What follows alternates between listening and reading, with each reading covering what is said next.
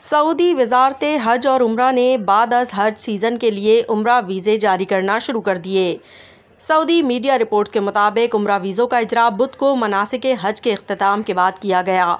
Saudi वज़ारत हज और उम्रा ने आज़मीन हज की आसानी के लिए 23 मई से 1 माह के लिए नस्क ऐप के ज़रिए उम्रा परमिट जारी करना बंद कर दिए थे। इस अरसे के दौरान तमाम किस्म के विज़िट वीज़ा होल्डर्स के मक्का मुकरमा में दाखिले पर पाबंदी आयद कर दी गई थी।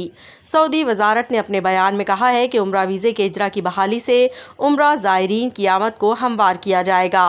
वज़ारत ज़्यादा से ज़्यादा ज़ायरीन को एडजस्ट करने और उनकी ज़रूरियात और उमंगों को पूरा करने के लिए काम कर रही है।